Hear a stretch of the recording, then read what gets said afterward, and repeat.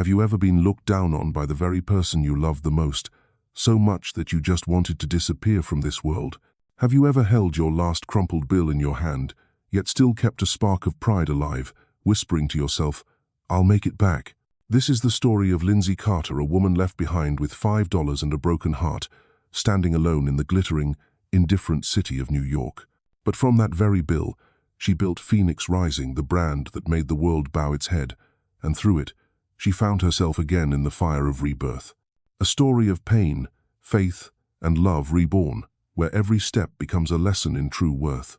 If you've ever fallen, been underestimated, or forgotten your own value, then this story is for you. So sit back and let me tell you about the $5 crown. Oh, and if you love journeys like this, don't forget to like, subscribe, and turn on the bell so you can follow Lindsay's path with me, from that $5 bill to the silver crown she earned herself. That night, New York glowed like an oil painting brushed with the golden hue of 1,000 lights. Inside the grand hall of the Met Gala downtown hotel, the most powerful figures in American fashion were raising their glasses to celebrate one man, Richard Preston, the designer hailed as the center of spring. On stage, Richard accepted a crystal trophy nearly the length of his hand.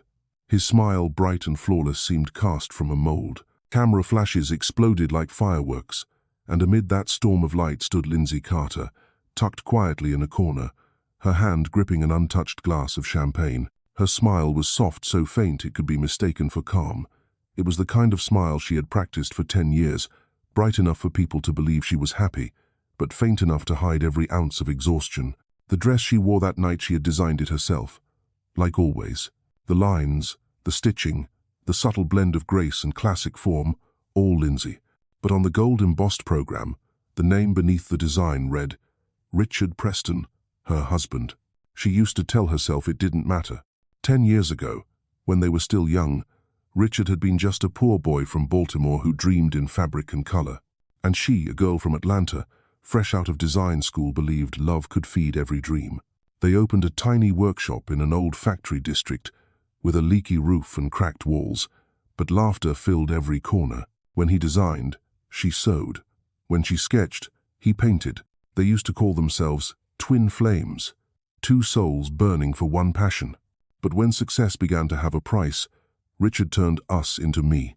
Now, he was America's genius, and she, at least to the world, was the wife behind his success. And that night, beside Richard stood a young woman in a deep blue gown with a plunging neckline and lipstick red as an exclamation mark. Her laughter rang like crystal. Isabella Rodriguez, an up-and-coming model, Richard's new muse. And the gown she wore, Lindsay recognized it instantly. It was a design sketch Lindsay had forgotten in the studio. "You must be so proud," a soft voice chimed beside her.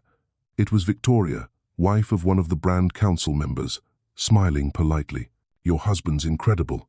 Lindsay nodded, keeping her smile measured. "Yes, he is."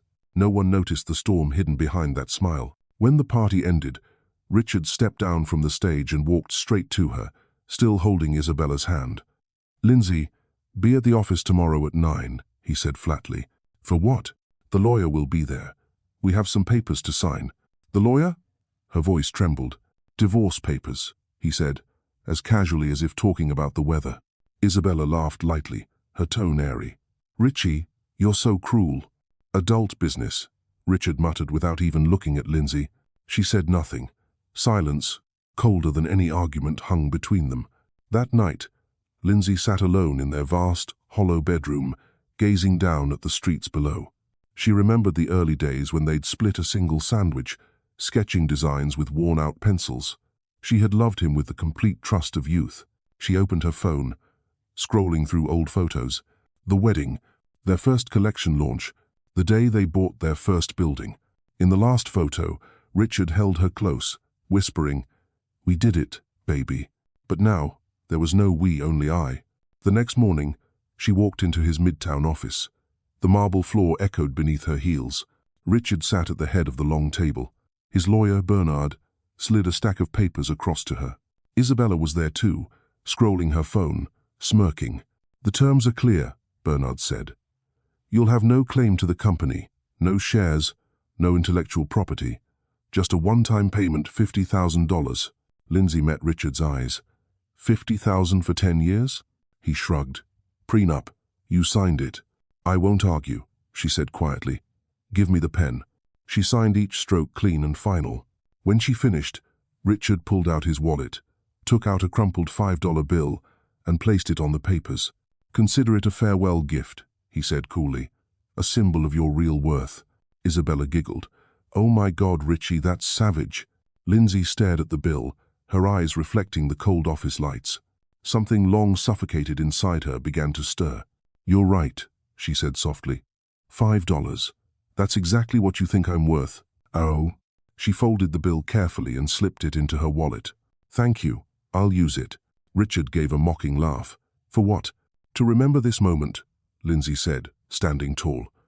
The moment you underestimated the wrong woman. She walked out, no tears, no glance back, only the steady click of her heels, like the rhythm of a declaration of war. Outside, the city roared on, but inside her, a quiet space of resolve began to bloom. She pulled out her phone and dialed a familiar number. Zara? Her friend's voice came warm, tinged with concern. Lindsay, are you okay? No, Lindsay whispered, her voice shaking. He gave me $5 and said that's my price. A pause. Then Zara's voice came firm, calm. Then we'll show him how much $5 is really worth. Lindsay looked out at the rushing crowd, the cold wind slipping through the glass. She gripped her wallet, felt the thin paper inside, and smiled. For the first time in months, her smile carried life. One chapter closed. A promise was born. Zara's apartment in Brooklyn sat on the third floor of an old building, low ceilings, paint peeling, but to Lindsay, it felt warmer than anywhere she'd ever been. The scent of coffee, the hum of jazz, and bright fabrics draped everywhere. Zara, hair tied up, sweater slipping off one shoulder, was hunched over a sewing machine. When Lindsay walked in, Zara looked up and grinned. Welcome to the workshop of two unemployed queens. Lindsay laughed, the first real laugh in weeks. She set down her suitcase, pulled the $5 bill from her wallet, and laid it on the table. This is our capital. Zara raised an eyebrow. $5? Yep, and a whole lot of anger. Zara studied her for a moment, then smiled softly. Anger's still energy. Use it right, and you can set the world on fire. They started by visiting a thrift store near Bedford Market. The smell of old fabric and time hung in the air. Lindsay walked between racks, scanning like a hunter. She stopped at a vintage bronze-brown blazer, thick fabric, broad shoulders, solid seams. Price, $4. This one, she said. Zara frowned. Girl, no one wears that anymore. No one, Lindsay replied. Until I make them want to. Back home, she spread the blazer on the table and opened her old sewing kit.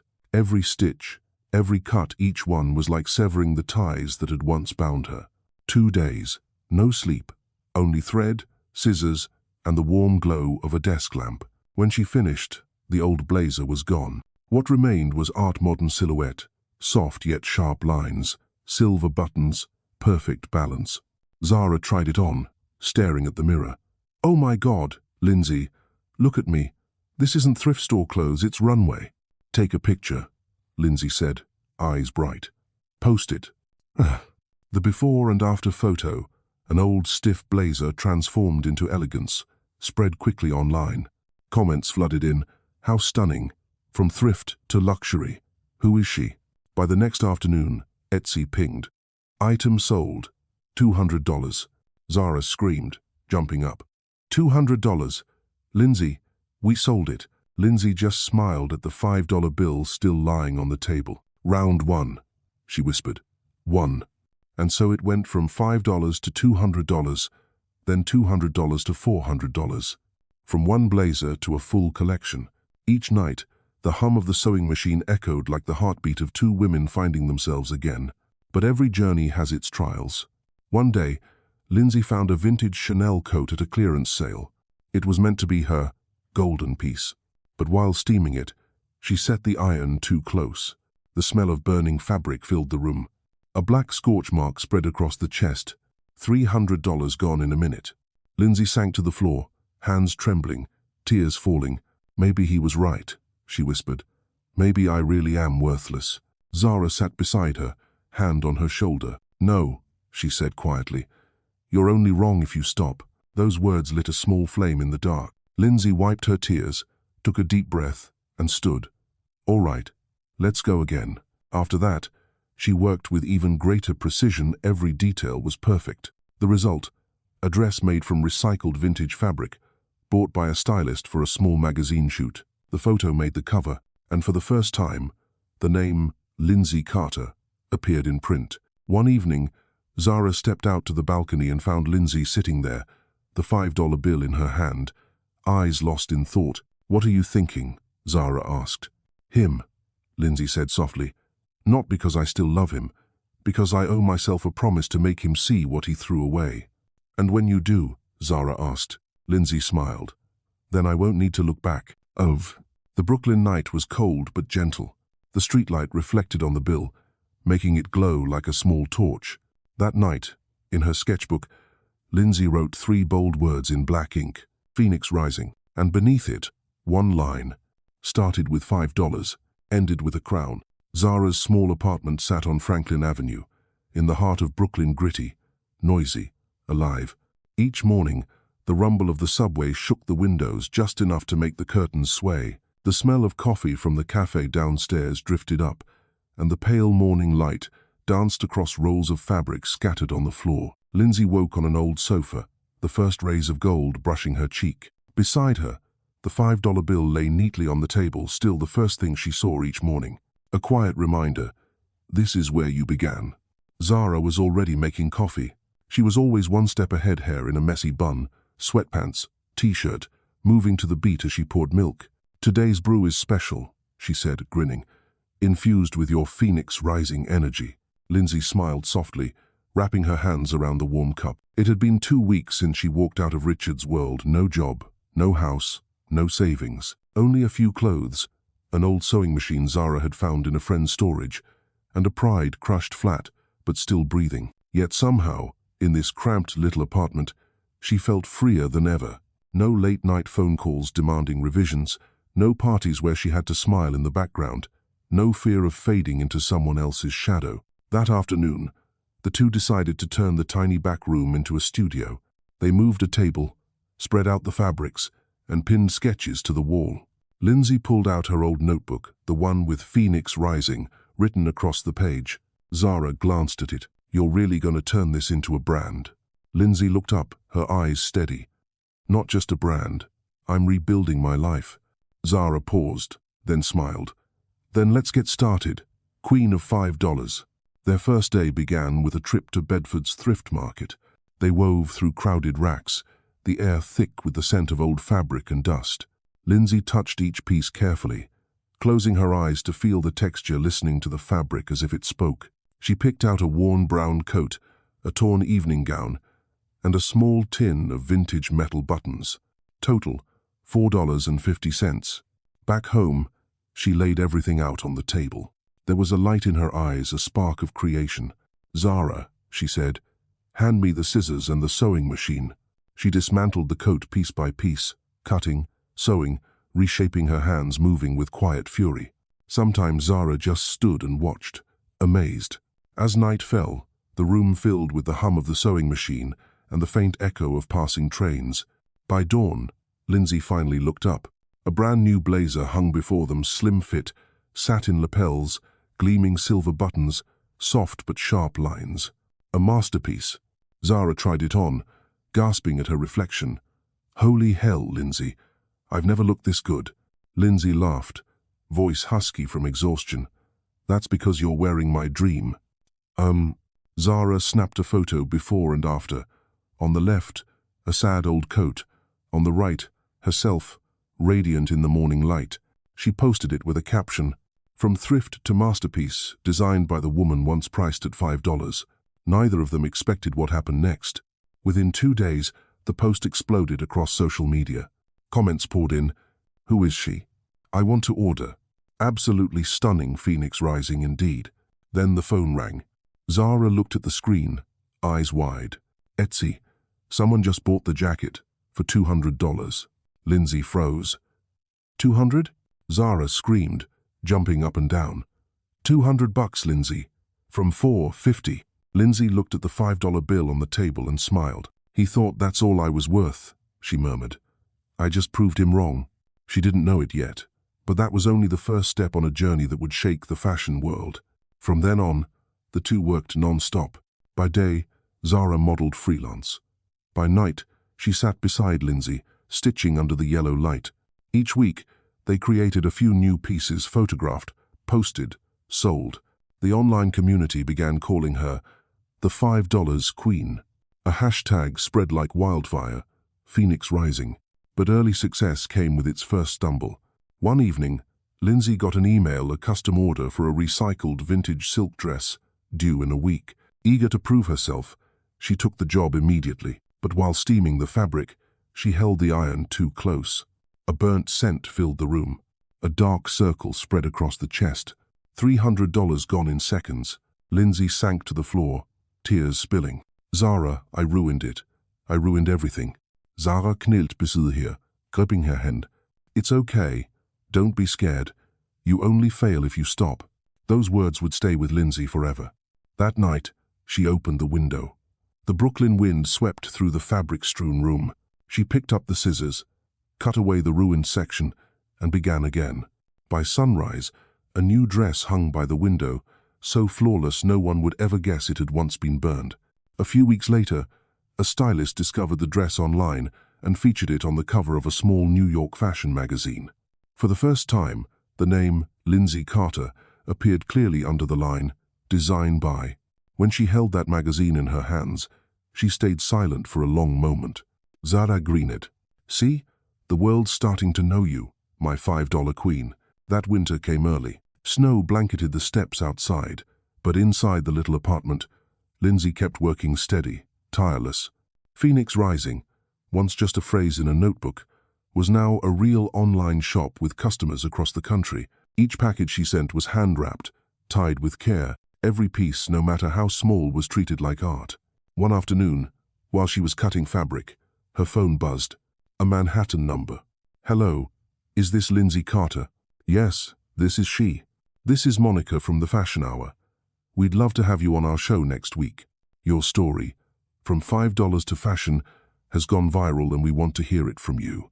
Lindsay froze. When she told Zara, her friend screamed, "Oh my God, that's a national show. You're going on TV." But Lindsay just sat still. It wasn't the camera she feared, it was the past. If her story spread, Richard would find out, and he wouldn't take it quietly. Zara saw the worry in her eyes. "He once stole your voice," she said gently. "It's time you take it back." Lindsay was quiet for a long time. Then she nodded. "Let's do it." The night before the show, she sat on the sofa, holding the $5 bill under the lamp. The light traced the edges of her face, no longer fragile, but forged. She thought of Richard, of the years spent in his shadow, the dismissive words, the stolen credit, the moments she doubted her worth. But that was all behind her now. The next morning, the studio of the Fashion Hour gleamed under bright lights. The host, a renowned black TV personality, held Lindsay's hand as she introduced her. "Today, we meet the woman whose story has taken the internet by storm, the $5 Queen." Applause filled the room. Lindsay smiled, her heart trembling but not with fear. The host asked, "So, that man really handed you $5 and said that's what you were worth?" Lindsay nodded. "Yes, but I didn't keep it out of anger. I kept it to remind myself never to let anyone price me again. And now," the host leaned in, "how much do you think you're worth?" Lindsay smiled. "You can't put a price on a woman who knows her own value." The crowd rose to their feet, clapping. In the bright lights, she saw the reflection of her old self, the woman who once sat alone in that cold house, crying quietly. She smiled at her, as if to say goodbye. When the episode aired, social media erupted again. Phoenix Rising became the week's hottest name. Sustainable fashion brands, investors, stylists all reached out. That night, when Lindsay came home, Zara was waiting with a bottle of red wine. "To my queen," she cheered. They turned up the music and danced around the room like children. Laughter, music, warm light spilling through the curtains, it all felt alive. Then Lindsay stopped, glancing out the window at the glittering New York skyline. Below, the city pulsed with thousands of untold stories. Zara asked, "What are you thinking?" Lindsay's voice was low but steady. "I think It's time to face the past. You mean Richard? Lindsay nodded. He'll hear about this soon. Zara sighed. So what? He threw you away. Now let him see what he lost. Lindsay smiled faintly. I don't need him to see. I need to know I stood back up. A soft gust swept through the room, lifting the $5 bill off the table. It fluttered, then fell gently to the floor. Lindsay bent down, smoothed it flat, and wrote a single line along its edge in pencil. Round 2 begins. 3 months after the talk show, the name Lindsay Carter was everywhere. The story of the woman left with $5 who built her life from scratch spread like wildfire. Women who had once been silent, underestimated, or broken suddenly found in her a reflection, a proof that sometimes pain can be a weapon. The tiny Brooklyn apartment was no longer spacious. Boxes, rolls of fabric, jars of buttons, and stacks of logo paper filled every corner. Amid the chaos, Lindsay kept sewing hair tied high, eyes sharp under the amber light, her scissors slicing through fabric as if cutting through the remnants of her past.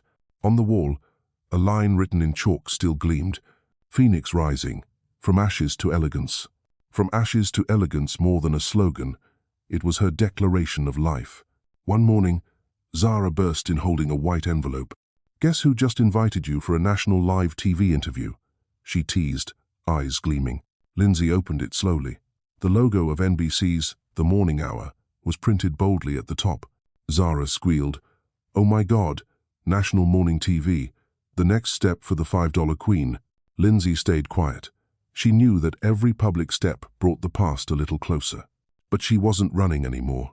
It was time for the world to know the truth that behind the name Richard Preston, once praised by the fashion world, there were designs born from her hands.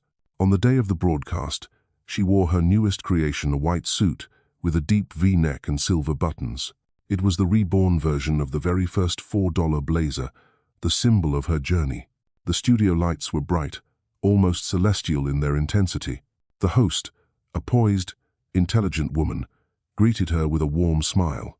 Today, we have a special guest, the woman who made the fashion world look up, all starting with $5. Welcome, Lindsay Carter.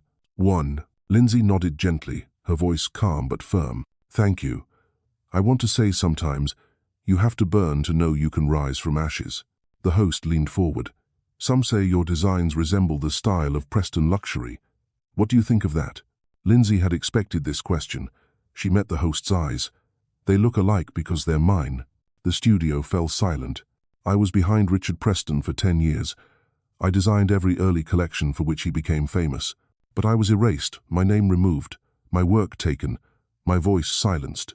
That $5 bill was the final gift he gave me. The host asked softly, "And you still keep it?" Lindsay opened her wallet, pulled out the worn bill, and held it up to the light. It gleamed like a tiny torch. Yes, he gave it to humiliate me, but I kept it to remind myself, don't ever let anyone tell you you're worth again. The audience erupted in applause. Some wiped their eyes, and that was the moment Phoenix Rising truly rose. Within one night, the interview video hit millions of views. The hashtag, the $5 Queen, topped trends. Articles appeared in Vogue, Elle, and Harper's Bazaar. Lindsay Carter became the new face of women reborn from ruins. Meanwhile, across Manhattan, in the glass-walled offices of Preston Luxury, Richard hurled his coffee cup against the floor. "She's lying," he roared. "Everyone knows I'm the designer." Oh, but on the screen in front of him, he saw old photos, a woman's hands guiding the needle, her eyes steady in the glow of the studio lamp. He remembered that look, devoted, quiet, alive, and now that same gaze stared at him from television, proud, free, untouchable. "So she wants a war?" he hissed. His assistant stammered, "The public, they're really on her side, sir." Richard looked out at the misty Manhattan skyline. "If she wants fire," he said coldly, "I'll show her what fire really is." Back in Brooklyn, Lindsay knew nothing of the storm forming across the river. All she knew was that, for the first time in years, she felt alive. That night, Zara popped a bottle of champagne. Phoenix Rising officially takes off. Lindsay laughed, but her gaze drifted toward the window. Amid the city's roar and light, she saw her reflection in the glass. A woman reborn, strong, radiant, unafraid. Zara, she said softly, I think it's time to expand. Expand? Phoenix Rising no more just online. I want a real studio, a space where women can walk in and feel seen. Zara smiled. Brooklyn's too small for you now, Lindsay. 3 weeks later, an email arrived. Polite, concise, with a neat signature. Charles Dean, Echelon Ethical Goods. It read, I believe sustainable fashion isn't just a trend, it's the future. If you want to build an empire, I'd like to meet you. C. D. Lindsay read it twice, unsure whether to laugh or doubt. Zara skimmed it and gasped. Charles Dean? The Charles Dean? The top ethical investor in the country. He funds eco-startups, clean design, green tech. Lindsay. If he's reaching out, Phoenix Rising is about to grow wings. Lindsay frowned. It could be a prank. No way, Zara said. Men like him don't joke. Go, meet him. If it's not right, walk away.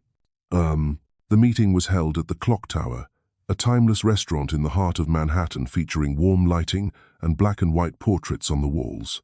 Lindsay arrived early, dressed in a sleek black suit, hair pulled tight, clutching her wallet, the $5 bill still inside. When Charlie walked in, she recognized him instantly. A tall man in his 50s, silver hair, calm expression, not the arrogance of a mogul, just quiet steadiness. He smiled and offered his hand. Lindsay Carter? His voice was low, slow, and warm. The handshake firm, honest. They ordered salad, white wine, and toasted bread. The conversation wasn't about money, it was about meaning. I watched your interview, Charlie said, and your designs. What I saw wasn't just fashion, it was something more. It was a message. Lindsay studied him. What message? Those women don't need saving. They need to stop being stopped. The words struck deep. No one, not even Richard, had ever said that to her. Phoenix Rising has global potential, Charlie continued, but you need structure, reach, and capital. I want to be your partner. Lindsay's tone stayed measured. And what do you want in return? Nothing beyond fair profit, and the chance to see you succeed. She searched his eyes for an angle, a catch, a hidden motive, but in those grey eyes, she found only stillness, a peace she hadn't felt in years. At the end of the meal, he set his card on the table. You don't need to decide now. Call me when you're ready. I don't invest in brands, I invest in people. That line stayed with her all night. Back in Brooklyn, she told Zara everything. Zara arched a brow. Sounds like the kind older mentor from movies, and you know how those stories usually go. Lindsay laughed. I don't think that's him, but I'll be careful. Days passed. Phoenix Rising kept growing. Retailers reached out, magazines wrote features, and Lindsay Carter was no longer the abandoned wife, but the woman who turned ruins into runway. Then, one afternoon, as she worked in her studio, a new email appeared. From Richard Preston. You're playing with fire, Lindsay. Stop before it's too late. She read it once, then twice, and finally smiled. Zara saw her expression and flared up. He's threatening you? Lindsay shook her head gently. No, he's scared. And when a man like him is scared, it means I'm doing something right. She opened her notebook and wrote beneath Phoenix Rising, Phase 2, find partners, light the fire. The next morning, she called Charles Dean. His voice on the line was calm, like a deep breath. Are you ready? He asked. Lindsay smiled. Yes, she said. Let's set the world on fire. It was an early March morning in New York, wet, misty, and painted in silver light. Streetlights shimmered on puddled asphalt as people hurried past each other, heads down, their paths never quite touching. Amid the flow, Lindsay Carter strode through the marble lobby of Empire Plaza, heading to the 28th floor where she was meeting Charlie Dean to sign her first major partnership.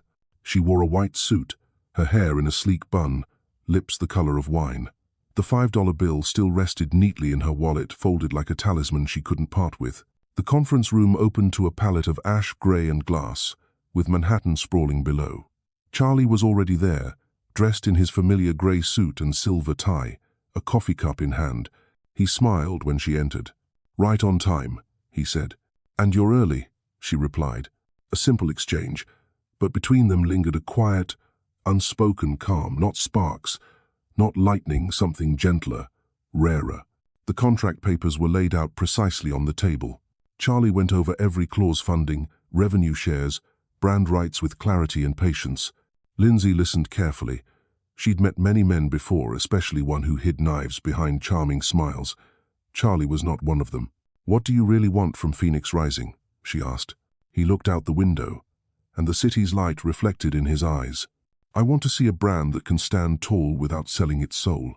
I want to see you prove that fashion can be both beautiful and right." Lindsay let out a soft laugh. "You make me sound like some kind of justice ambassador." "No," he said quietly, his tone low and sure. "You're proof that truth can wear elegance." The words stopped her for a moment. She didn't know what to say, so she looked down and signed her name. "I won't promise this will be easy," she said. "I don't need easy," he replied. "I need real." May.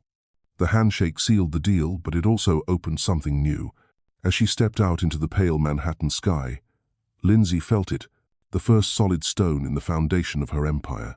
Nord Richards' house. Weeks later, Phoenix Rising moved from the cramped Brooklyn apartment to a bright Soho studio: glass walls, high ceilings, the air smelling faintly of new fabric. Zara threw her arms wide as she walked in. "Oh my God, this looks like a movie set." "Lindsay." "No." Lindsay turned slowly, light glinting off her hair.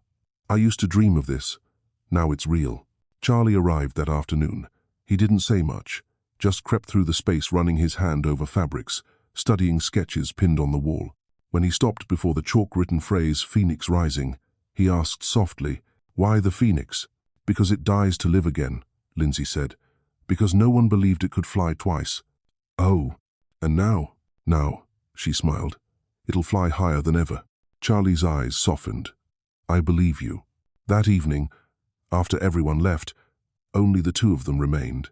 The yellow light from the lamp spilled across the room.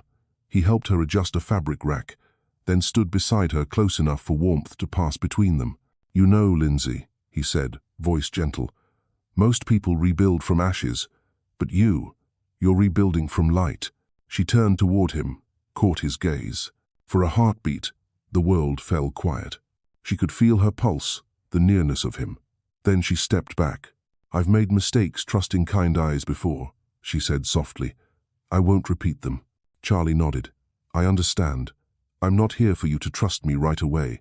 I'm here so you don't have to be afraid anymore." That made her freeze. No one had ever said that to her. When Charlie finally left, Lindsay stood alone in the studio, watching their reflection in the window fade into the night. She whispered to herself, "Don't fall too fast, Lindsay. Not this time." Work exploded. Phoenix Rising signed its first retail partnership with a boutique chain in Chicago. Lindsay Carter was officially stepping into the world of high fashion. Every morning, Charlie stopped by the studio not as a boss, but as a quiet ally. He made coffee, sometimes rolled up his sleeves to unload boxes, and sometimes just stood by the window, watching her sketch. His gaze was patient, steady, like he could wait a lifetime to see her smile. Zara teased, "He looks at you like you're sunlight." Lindsay shot her a glare. "Zara." "Oh, come on," Zara laughed. "You deserve to be looked at that way." But Lindsay kept her distance. Deep inside, she still feared what love could cost her, the kind of love that could blur her edges until she disappeared again. One rainy night, they stayed late finishing the expansion plan. Raindrops traced the glass, golden light reflecting off the wet streets below.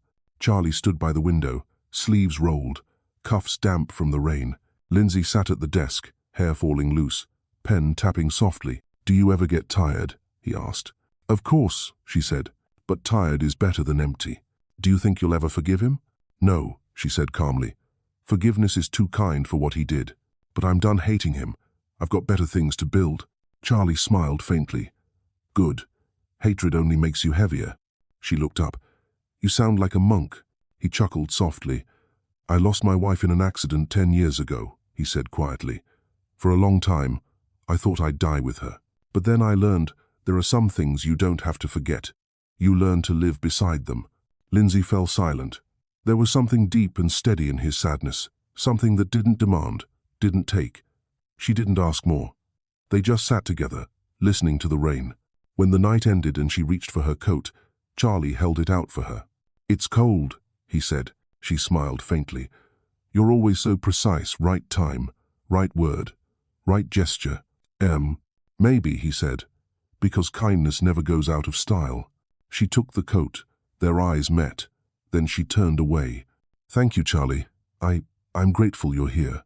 He answered, You don't owe me anything, but if there's one thing I'd like, it's to see you happy. Outside, the spring wind brushed her hair, sharp and clean. She looked up at the New York nightlights shimmering in her eyes like sparks. She didn't know that upstairs, Charlie still stood by the window, watching until her figure disappeared into the dark. The next morning, a headline hit the stands, Phoenix Rising, the new face of American fashion. Partnership offers poured in. Lindsay looked at the paper, smiling slowly. But deep inside, she felt its success always draws the storm. That night, her phone rang unknown number, a voice she hadn't heard in a year. Congratulations, Lindsay. You really know how to make that $5 work. Richard. Her hand tightened on the phone. Her voice turned to steel. What do you want? Oh, nothing, he said smoothly. Just to remind you I'm still here. And this world isn't big enough for both of us. Lindsay chuckled. You're wrong, Richard. It never belonged to you in the first place. She hung up, turned toward the window. The city lights flickered and danced. The $5 bill on her desk trembled in the draft, gleaming like metal in the glow. She whispered, Phoenix Rising, get ready. The war begins now. That summer arrived with heat, headlines, and the hum of something burning in the air. All of New York's fashion world was talking about Phoenix Rising, the brand built by the woman who'd once been left with $5. But across the city's glossy skyline, inside the marble offices of Preston Luxury, Richard's empire was beginning to crack. Stores reported plunging sales. Suppliers hesitated to renew contracts. Editors began whispering what Richard feared most. It feels like she's the real designer, a fashion journalist said bluntly on live radio. Richard slammed the newspaper onto his desk. No one says that about me, he shouted, his eyes bloodshot. But deep down, he knew. The lines, the colors, the daring balance of strength and grace, those were Lindsay's. He was just the hollow name left behind. Meanwhile, in Soho, Lindsay stayed calm as ever. Untouched by the storm gathering on the other side of the city, she poured everything into her newest collection, Rebirth. 25 designs made from recycled fabrics, fused with metal and lace. A dialogue between softness and power between every version of herself she had survived. One morning, Zara arrived with coffee, her hair a wild mess. All-nighter again? She asked. Almost done, Lindsay said, not looking up. Zara hesitated, then grinned. I just read something. Maison Beaumont wants to meet with Phoenix Rising. Lindsay's head lifted. Beaumont, the European distributor? Yep, and they just dropped Preston Luxury. Lindsay paused, then smiled. Then let's begin. The meeting took place in a glass office overlooking Central Park. The Beaumont representative, a platinum-haired Frenchwoman named Madame Dupont, shook Lindsay's hand firmly. We admire the energy in your work, she said. Phoenix Rising has soul. Soul. That word hit Lindsay like a quiet bell. 10 years working under Preston's name, and no one had ever said her designs had soul. They signed the deal. Phoenix Rising became Beaumont's exclusive partner for Europe. The news spread fast. Headlines called it the first strike shaking the Preston empire. Hemstemer. That afternoon, as Lindsay and Charlie left the building, summer rain began to pour down. They stood under an awning, laughing as the rain drummed around them. You see, Charlie said, smiling, I told you you'd rewrite history. Lindsay's voice was soft but firm. I'm not rewriting it. I'm just correcting what was written wrong. The streetlights shimmered on her rain-slicked face, and Charlie had to look away not from shyness, but because he feared he might look too long. That night, the Phoenix Rising team threw a small party in the studio. Zara popped the champagne. From $5 to Europe, my queen, she shouted. Laughter filled the room. Lindsay sat quietly in the corner, eyes on the framed $5 bill hanging on the wall. When the light hit it, it glowed like a small flame, reminding her why she'd started. But joy never lasts without being tested. 3 days later, a staffer burst into the studio, pale-faced. Lindsay, you need to see this. No. An anonymous post was exploding online. Phoenix Rising plagiarizes Preston Luxury designs. Side-by-side photos showed 2 eerily similar garments. Lindsay tightened her grip on her phone. It's him, Zara hissed. No one else would. He's trying to drag me down. Then let me drag him through the mud first. But Lindsay shook her head. No, we don't fight dirty. Truth can stand on its own. Shane. She opened her laptop, started a live stream, and spoke calmly. For 10 years, I designed for Preston Luxury. The pieces you're comparing those were mine. I'm not stealing. I'm reclaiming what was always mine. The video spread like wildfire. The industry buzzed. Vogue ran an op-ed. If her story is true, Lindsay Carter deserves more than credit, she deserves recognition. Across town, Richard nearly lost control. In an emergency meeting, he slammed his hand on the table. Get me the best lawyer in New York. I'm suing her. His assistant hesitated. Sir, we don't have the evidence. The old design files all have her signature. Richard froze. His face turned to stone cold, empty. Fine, he said quietly. If war is what she wants, war is what she'll get. The following week, Phoenix Rising prepared to unveil the Rebirth collection. The venue, the Metropolitan Hotel, the same ballroom where, 10 years ago, Richard had once received an award in her name. The coincidence sent a chill down her spine. Zara asked, You sure you want to do it there? Where better, Lindsay said, to take back the throne. On the day of the show, the hall was packed: press, investors, Beaumont's representatives. Backstage, Lindsay's pulse thundered. She gripped the $5 bill tucked inside her pocket. Ready, called the show director. The lights dimmed. Drums began a heartbeat of rising fire. Models stepped out one by one. Lace reborn from scraps, leather paired with steel, recycled silk glinting under red light. Every step shimmered like sparks in the dark. The energy was electric, feminine, fierce, unstoppable. Then came the finale. A model in a long silver-white gown, stitched with golden thread across a deliberate tier, the symbol of rebirth itself. As the music faded, silence filled the room, then erupted into applause. Zara burst into tears. Lindsay stepped out, bowed, and raised her head into the spotlight. For the first time in 10 years, she stood not behind anyone's shadow, but fully, brilliantly, in her own light. From the front row, Charlie watched, a glass of wine in hand, eyes bright with pride. When their gazes met, he gave a slight nod. No words, but Lindsay felt its strength flowing through her veins. That night, headlines crowned her anew. Phoenix Rising, the new face of American fashion. Not just fashion, but a revolution. But elsewhere, in a dim office, Richard watched the replay of her show. The screen's light cut across his face, sharp, pale, hateful. You've won a battle, he muttered, but the war isn't over. Later that night, Lindsay returned to the empty studio. She slipped off her heels and walked barefoot across the wooden floor. On the wall, the framed $5 bill glimmered faintly under the light. She stared at it, remembering the day it was thrown in her face. He thought that was all I was worth, she whispered. But he never understood one fragile piece of paper was enough to burn his entire empire. She took a marker and wrote 3 words across the wall beside Phoenix Rising. We're not done. Outside, the curtains swayed in the night breeze. New York pulsed and glittered, wide awake. Somewhere in the city, one man was losing everything. And one woman was redefining what power looked like. Mid-October in New York, cold enough for scarves and the golden trees shedding millions of leaves that would never be sent. Inside the Phoenix Rising studio, the team was still buzzing. The Rebirth collection had put them on the world's fashion map, but Lindsay knew victory only mattered if she could protect its soul. She stood before the large design board, sketches pinned like fragments of her heart. The following collection would be called Eclipse, a meeting of light and shadow, half sunlight, half darkness, half the old Lindsay, half the woman learning to love again. Zara entered with 2 steaming coffees. It's freezing, and I bet you skipped breakfast again. Lindsay smiled. You forget I can survive on caffeine. Zara handed her a cup, then studied the sketches. They're beautiful, but there's sadness in them. There is, Lindsay said quietly. Eclipse isn't about victory. It's the pause between 2 breaths. Who's it about? Lindsay said nothing, but in her mind, his face appeared Charlie. That steady expression, that gentle warmth, the way he always stepped back when she needed space. Since the show, they'd barely seen each other. He was in Europe for meetings. She was buried in work. Only the occasional text kept the silence from swallowing them. You asleep yet? Already? Don't skip dinner. Every time her screen lit up, Her heart would flutter and fall quiet again.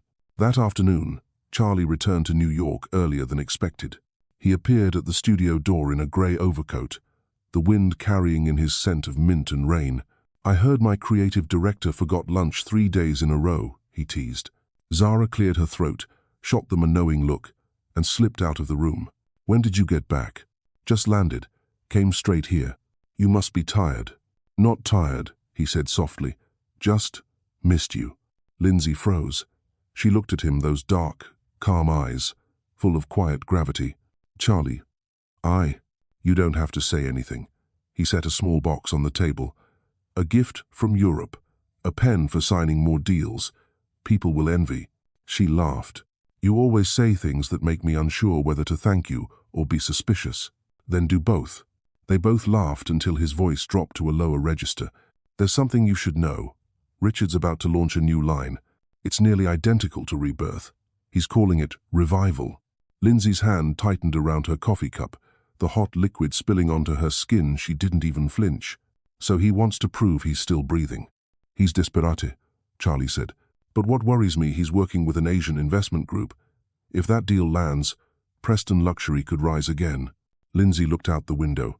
"He can copy the designs, but not the soul." Charlie nodded. "I believe that. However, the media doesn't always prioritize the truth. We have to be ready." She turned toward him.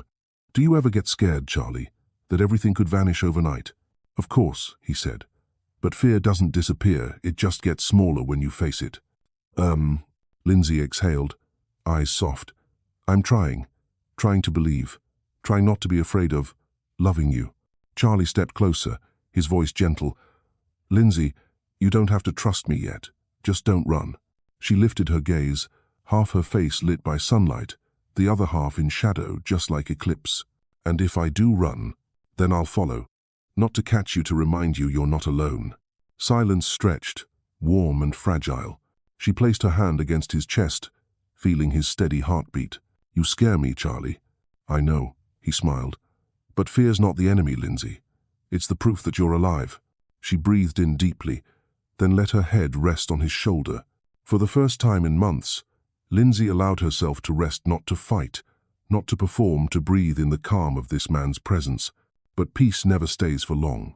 2 weeks later, an email arrived from Fashion Sphere, America's biggest fashion magazine.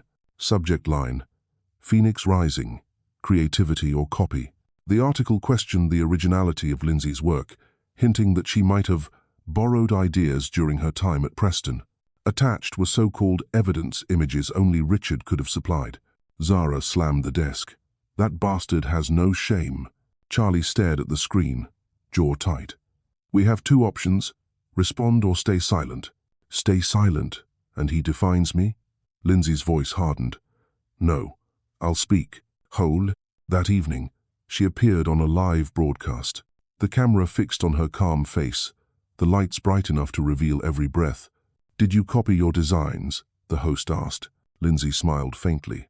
"If creativity is a crime, then yes, I'm guilty. But if copying means repeating something I once created myself, then I'm only continuing my own legacy." The studio fell silent. The lines spread across social media like a spark in dry grass. "That's what grace looks like from a woman once priced at $5, one viewer wrote. Watching from his penthouse, Richard hurled his glass against the wall. She always wins with words. But this time, Lindsay didn't need words. The truth spoke for itself. Phoenix Rising sold out within hours, while Revival was panned as derivative and soulless. That night, Lindsay returned home late. The apartment was quiet. She opened the window. The cold wind slipped through. On the table lay an envelope with no name, no return address. Inside, a note: "If you keep going, I won't be responsible for what happens to you." No signature, no trace. Charlie arrived the moment he heard. He read the note, his jaw tightening as he crumpled the paper. "He's threatening you. It's not the first time. This time's different. He's lost everything, Lindsay. A man with nothing left is the most dangerous kind." She looked at him. "Are you afraid?" "Yes, but not for me, for you." She took his hand. "You don't need to protect me. I'm not weak anymore." "I know," he said softly, "but even the strongest people forget they deserve to be protected too." The city lights reflected in their eyes. Outside, the sound of traffic throbbed like a distant heartbeat. Lindsay reached up, touching the framed $5 bill on the wall. "He thought this was humiliation," she whispered, "but it's proof I survived. And this time, I'm not fighting alone. I don't." Charlie pulled her closer. "No matter what happens, I'm here. And remember," she said, voice low and steady, "a phoenix only rises through fire. If you want to walk beside me, you'll have to stand the heat." He smiled. "I'm not afraid of fire. I'm only afraid you'll stop flying." Outside, a gust swept through the window, lifting the curtains like wings. Lindsay looked up. The streetlight cast a golden blaze across her face, fierce and luminous. The war wasn't over, but this time, she carried not just the power of anger, she carried love. And love burns longer, brighter, and cannot be extinguished. Paris in early February carried its familiar chill. The sky, a sheet of pewter, the wind threading through cobblestone streets, cafes steaming with laughter and breath, despite the cold. French signs flickered in the mist, as if the whole city was holding its breath for something about to ignite. Lindsay stepped out of the taxi, her heels striking the pavement in front of Le Bristol Hotel. She was here for Paris Fashion Week, the biggest show of her life. Beside her, Zara clutched a folder of documents, her face a mix of thrill and terror. "I can't believe we're really in Paris," she said, shivering slightly. "Remember 2 years ago? We were eating instant noodles in that tiny apartment, living on caffeine and dreams." Lindsay smiled, eyes glimmering. "And now those dreams come with Suite 702. Charlie was already waiting in the lobby, grey suit, calm smile, eyes warm with pride. "Welcome to Paris, my $5 queen. Don't you ever get tired of saying that?" she teased. "Never," he replied, "because every time I do, you make it worth more." They laughed, and even Zara rolled her eyes as the elevator doors closed. "I swear, you two are insufferable," she muttered. "Careful," Lindsay warned. "I can still turn you into a mannequin." But behind the jokes was tension. Richard was in Paris too, launching Preston Luxury's new collection, Revival. Their shows were scheduled 1 day apart. The press called it the duel of the century. That night, as Lindsay worked through the team briefing, her phone buzzed. A text, no name attached. "Be careful. Fire doesn't always burn for you." A chill ran down her spine. Zara noticed her expression. "It's him again, isn't it?" Lindsay nodded. "It doesn't matter. He can send threats, but he doesn't get to scare me anymore."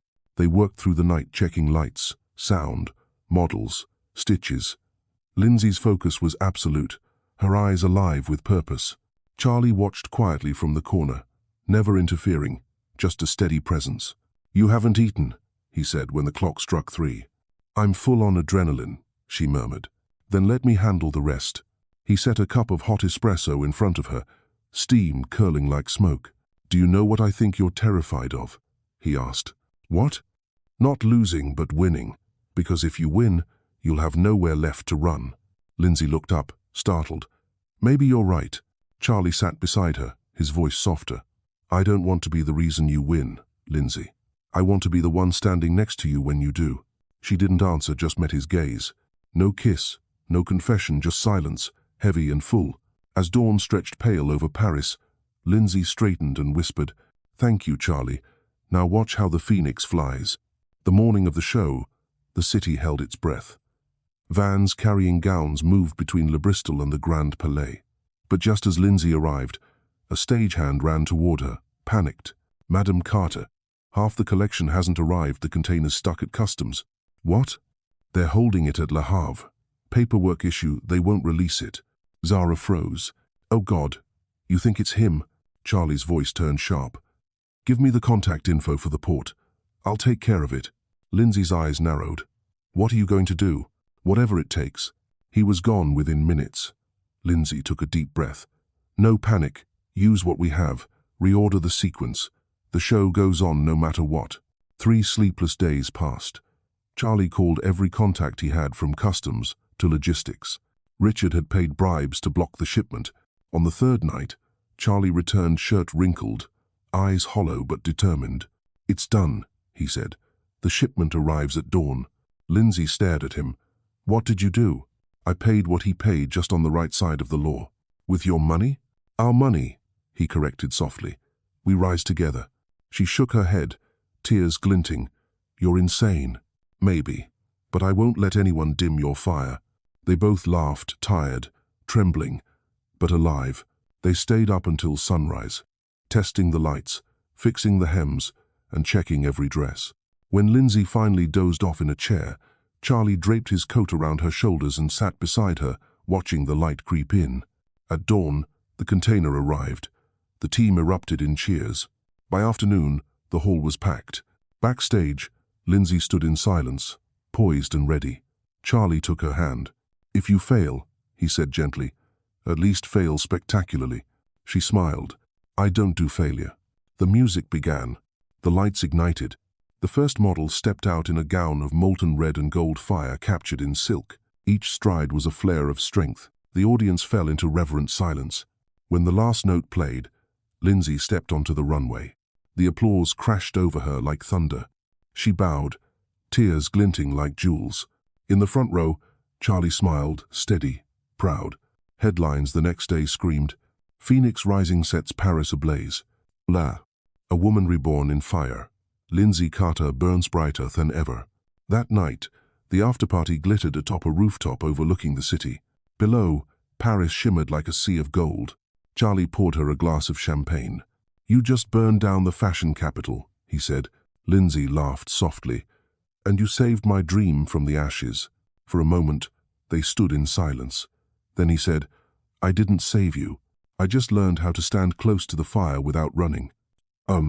She tilted her head, smiling. And did it burn you? Yes, he said quietly, pressing a hand to his chest. Right here. Lindsay met his eyes for a long time. For the first time in my life, she whispered, I think I can trust someone. He smiled. And for the first time in mine, I intend to be worthy of it. The Paris wind swept through, lifting her hair, carrying their laughter into the night. Far away, the Eiffel Tower blazed against the dark sky, and on that rooftop, two figures stood side by side, one who had once been destroyed by fire and one who had chosen to burn with her. Paris never sleeps. From the rooftop of Le Bristol, Lindsay watched the city glitter below Eiffel Tower lights rippling across the Seine like golden ribbons drifting on water. The air was cool, carrying the scent of champagne and faint smoke, laughter floating from every corner. The whole world was still talking about her show, yet inside, she felt quiet. Zara appeared, holding 2 glasses of wine. Every magazine out there is calling you the new queen of Paris Fashion Week. Lindsay smiled. Even queens need rest. Zara tilted her head. Or maybe you're thinking about someone. Lindsay said nothing, just glanced across the terrace. Charlie stood near the far edge, talking to investors. Light spilled across his shoulders, turning him into part of the night itself. There was something deeply safe about the way he stood, never demanding, never competing, just there. Zara followed her gaze and chuckled softly. You know, I've never seen you smile this much before. Maybe because, Lindsay said quietly, for the first time, I finally get to be myself. They clinked glasses, the faint sound of crystal breaking the night stillness. But the moment was short-lived. The manager hurried over, pale.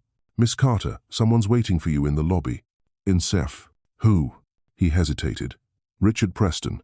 The air froze. Zara nearly dropped her glass. What the hell is he doing here?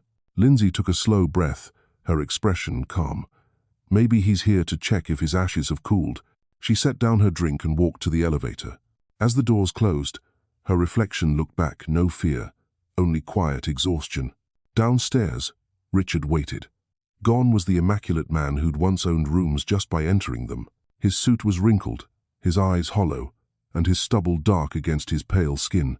When he saw her, he gave a faint, fragile smile. You look different. So do you, she said evenly. But different doesn't mean better. He sighed. I didn't come to argue. I need to talk. We ran out of words the day you threw $5 in my face. Please, Lindsay. 5 minutes. After a pause, she nodded. 5 minutes. They stepped out into the hotel's back garden, where yellow lamps flickered through bare branches. Paris murmured in the distance. Soft, sad, eternal. Richard's voice trembled. I saw your show today. I couldn't believe it. You've become The person I always feared you'd become. Feared? She frowned. Yes, I was afraid you'd surpass me, that you'd be stronger, smarter, more loved. She let out a bitter laugh. So you chose to crush me instead of stand beside me. I know. I was a fool. I lost everything because of my pride. No, Richard. You lost everything because you never learned how to love. The words cut through the cold air like glass. He bowed his head, silent. Then, slowly, he reached into his coat and pulled out a crumpled $5 bill. I kept it, he said. Every time I looked at it, I remembered the worst thing I ever did. Lindsay stared at it not with anger, but release. I used to want to throw it back in your face. But now, keep it. You need it more than I do. He blinked, his voice rough. Isabella's gone. Preston Luxury is collapsing. I've got nothing left. No, she said softly. You've got a lesson. He looked up. You really don't hate me anymore? I can't. Hating you means you still have the power to hurt me. For a moment, neither spoke. Then he whispered, if there's another life, I'd want to start over with you. But this time, I'd do it right. Lindsay stepped closer, her tone gentle. You don't need another life, Richard. You need to do better in this one. She turned away, the lamplight tracing gold across her face, warm, distant, free. Richard watched her disappear into the elevator and murmured to himself, she's flying now, and I'm just the ash she left behind. Back on the rooftop, laughter still filled the air. But Lindsay felt something shift, like she'd just stepped through an invisible door. On the other side of it was peace. Charlie saw her and immediately came over. I heard Richard was here. Are you okay? I am, she said, voice calm. For the first time, truly okay. He studied her face, then nodded slowly. Good. I was afraid seeing him might open old wounds. No, he doesn't have that kind of power anymore. They stood by the railing, the city glittering beneath them. Charlie spoke softly. I used to think I had to protect you. Turns out, all I needed was to stay still and let you protect yourself. Oh, how long do you plan on standing still? She teased. All my life, if you'll let me. She turned to him, eyes glistening under the warm glow. Charlie, I never thought I'd love again. I know, but maybe. I was wrong. She lifted a trembling hand to his face, her palm cold from the wind but her gaze burning. Charlie leaned in, and their lips met. No drama, no noise, just a quiet promise sealed in the Paris night. Across the river, the lights shimmered on the Seine, like pieces of memory breaking apart and floating away. Later, they walked along the water, shoes tapping softly against cobblestone. Do you know why I chose Paris? Lindsay asked. Tell me. Because this is where people start over. They love, they lose, they love again, and no one ever asks why. Charlie smiled. Then let's just love. She rested her head on his shoulder. The scent of lavender drifted from a nearby flower stall. For the first time, Lindsay wasn't looking back. The $5 bill was no longer a scar, it was proof she had survived, risen, and learned to love again. The next morning, photos flooded the media. Lindsay and Charlie leaving Le Bristol, fingers entwined, both smiling. The headline read, Phoenix Rising, When Love is Reborn. And in a quiet apartment on the edge of Paris, Richard watched the replay of her show. He smiled faintly, almost proud. She won, he whispered, and I've never seen failure look so beautiful. He framed the worn $5 bill and hung it on the wall. Beneath it, he scrawled a single line. The cost of underestimating her everything. Spring returned to New York. The city still roared, the skyline still glittered through the night, and the streets were as crowded as ever. But to Lindsay Carter, everything now felt different. She came back not as a conqueror, but as someone who had finally found herself. The car stopped in front of 415 Madison Avenue. Tall glass doors, silver trim, the very building that once bore the name Preston Luxury. Now, a new sign gleamed beneath the morning light. Phoenix Rising Headquarters, Manhattan. Zara stood beside her, tears brimming in her eyes. You really did it, huh? Lindsay smiled. Yes. I bought back the place that threw me out. Zara laughed, half moved, half in awe. From $5 to a $50 million building. You're a damn legend. End of No, Lindsay said softly. I just finally know my worth. Inside, the lobby looked familiar, the long white halls, the sterile lights. She remembered walking these corridors once with a shattered heart. Now, her heels struck the marble with steady grace. Employees turned to greet her with respect. She stopped before the main wall, where a golden phoenix spread its wings above a glass display case. Inside, framed beneath warm light, was the same $5 bill Richard once threw in her face. Zara leaned closer. "You're really putting that out here?" "I am," Lindsay said. "To remind me that value isn't given, it's defined." When the grand opening began, the press flooded the lobby. Flashes, questions, applause. Lindsay stood tall in a crimson suit, smiling as microphones crowded forward. A reporter asked, "How does it feel to reclaim the building that once belonged to your ex-husband?" Lindsay looked straight into the camera. "I didn't come back for revenge. I came back to prove that no one can erase someone's true worth. This building isn't a trophy, it's a symbol of faith." The hall erupted in applause. But amid the noise, Zara whispered, "Richard just emailed you." Lindsay opened it. A single line. "I need to see you. One last time." She hesitated for a moment, then nodded. "All right, one last time." That afternoon, she waited in her office on the 25th floor, the very room that once belonged to him. Outside, New York hung beneath grey rain clouds. When the door opened, Richard stepped in. He looked worn, smaller somehow, creased suit, hollow eyes, stubble that shadowed his face. In his hand was a weathered paper bag filled with old files. "What's that?" Lindsay asked. "The original sketches," he said quietly. "I found them in storage. They were all yours. I signed over the rights." She blinked, not out of shock, but recognition. He was finally doing what was right. "Thank you," she said. Richard nodded. "Thank you for not turning me into a villain in front of the world. I deserved it." "No," she said softly. "You only deserve to live with what you've done." He looked around the office, the place that once defined his power. Now it felt warmer, alive. Plants by the window. Art that spoke of hope, not ego. "You've turned it into a home," he said. "Yes," she replied. "A home, not a throne." Richard gave a faint, tired laugh. "You've won, Lindsay." "No, Richard. I didn't win over anyone. I just stopped losing to myself." Then he pulled a small, folded bill from his pocket, another $5 note. "I wanted to give this back." Lindsay unfolded it. The paper was torn and faded. Across it, in black ink, he'd written, "Your turn." She smiled sadly. "All right then." She reached into her wallet, took out the original $5 bill, the one from 10 years ago, and handed it to him. "Now it's your turn to see what you can do with it." He stared at it, silent.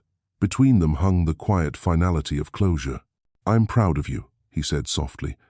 "You turned what I once mocked into a legacy." "And you," she replied, "just turned regret into redemption." He nodded, then left. The door closed gently, like a period marking the end of a decade. Lindsay stood still, listening to the rain against the glass. It sounded soft, forgiving. For the first time, she knew she was truly free. The next day, Phoenix Rising Global held its first board meeting. Charlie sat at the head of the table, smiling when she entered. "Good morning, CEO." "Good morning, partner." Together, they signed the papers expanding into Asia, a new chapter. Afterward, Charlie lingered. "I heard you met Richard." "I did. It's over now." "Oof. You okay?" Lindsay smiled. "Better than ever. I'm no longer the one who got left behind." He placed a hand on her shoulder. "I know. You're the one who chose to stay with yourself."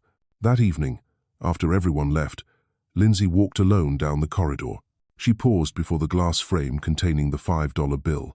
The sunset lit it up, turning the paper into gold. She thought of everything: the gala night, the cramped Brooklyn apartment, sleepless nights sewing, Charlie's quiet strength, Zara's laughter. Every piece finally made sense. Zara appeared beside her. "Hey, Your Majesty, how long are you going to stand here staring at that bill?" "Until it stops being a symbol of my past," Lindsay said, smiling, "and becomes proof of my present." Zara chuckled. "So what's next then?" "Stop running. Live, love, and maybe get married." Zara's jaw dropped. "You're serious?" Lindsay laughed, a clear, radiant sound. "Yes. It's time to build something not just out of fire, but out of light." That night, she met Charlie on the rooftop overlooking Manhattan. The air smelled of rain and the city's smoke. He stood waiting, white shirt crisp, a bouquet of wild roses in hand. "You're late," he teased. "Queens are allowed to be late," she said, smiling. "Well then, does the queen want her crown back?" He opened a black velvet box, not a diamond ring, but a simple silver band, engraved with one word, Phoenix. "I can't promise you won't fall," Charlie said. "But every time you do, I'll sit beside you until you rise again." Tears shimmered in Lindsay's eyes. "I don't need someone to save me," she whispered. "Just someone who stays." "I'm here," he said. She nodded. "Then let's start the next chapter." Below them, the city blazed alive. Far above, the Phoenix Rising sign glowed against the night, a flame that would never fade. And for the first time, Lindsay Carter felt no anger, no fear, only love, freedom, and peace. A year after Paris Fashion Week, New York felt unusually warm. The trees along Madison Avenue whispered in the spring breeze, and the Phoenix Rising building burned bright, like a torch in the heart of the city. Inside, the air buzzed with energy. Today wasn't just another workday. It was the day Lindsay Carter stepped into an entirely new chapter of her life. The top-floor office had been transformed: white flowers, candlelight, and, at the center, a familiar glass case, the legendary $5 bill. But this time, something new rested above it: a silver crown, delicate and radiant, with a rose quartz stone set in the middle. Zara pointed, teasing, "That crown's the real deal, not your $5 junk." Lindsay smiled. Without that $5, there'd be no crown. Charlie entered, dressed in his usual minimalist suit, but his eyes, calm, deep, and quietly proud, were different now. He glanced around the room. "Now it's complete. Fire, light, and a queen. Is that flattery supposed to make me forget you're late?" she said, her tone soft. "No," he smiled. "I'm right on time like always." They didn't need to say more. Today was their wedding day, small, private, with no cameras, no press. Just Zara, a few friends, the Phoenix Rising team, and a ceremony on the rooftop, the very place where Lindsay once promised she'd stop running, stop fearing, and start truly living. As the sunset turned the city rose gold, Lindsay appeared. She didn't wear a traditional wedding gown, but one of her own designs, a smooth white dress crafted from organic silk and recycled fabric, light as air yet powerful in form. Silver embroidery traced a phoenix rising across her chest, and at the center gleamed a clear gemstone like a living flame. Zara whispered as Lindsay passed, "I once said I'd remind you who you are if you ever forgot, but looking at you now, I don't think anyone could make you forget again." Lindsay smiled. "Thank you for believing in me when I didn't." When she reached Charlie, the world fell silent. The officiant spoke, but Lindsay only heard his heartbeat and her own. "You once told me," she began softly, "that you wouldn't save me, you'd stand beside me. And you did. You taught me love isn't sacrifice, it's walking forward together. Thank you for choosing me, not because I needed saving, but because I'm worth loving." Charlie's voice was low, steady, and warm. "I love you not because you're a phoenix, but because you dared to burn. I promise to keep that fire alive, not with words, but with action. I'll never stand in front of you, nor behind you. I'll stand right beside you." They exchanged silver rings engraved with "Rise Again." The wind picked up, carrying rose petals through the air. Zara cheered. The $5 couple just became billion-dollar legends. Lindsay laughed through her tears. "From $5 to a silver crown, not bad, huh?" "Not bad at all," Charlie said. "But I think we're just getting started." That night, the rooftop party shimmered under the city lights. Soft jazz played, champagne glowed, and New York stretched out below like a glittering sea. Lindsay stepped away for a moment, standing by the railing, gazing at the city that once broke her and then raised her. Charlie joined her, resting a hand on her back. "What are you thinking?" "The $5 bill," she said. "It used to be the biggest humiliation of my life. Now, it's my greatest lesson." Charlie smiled. "Told you sometimes destiny's gifts come in ugly wrapping." "Oh, eh?" She leaned against him. "I used to think life was only two choices: fall or fight back. But there's a third way, rebirth. And you chose it," he said. "You made the world believe that ruin isn't an ending, it's the beginning." Zara appeared, raising her glass. "Before you two become legends, let me make a toast." They laughed as she spoke. "To the woman who turned insult into legacy.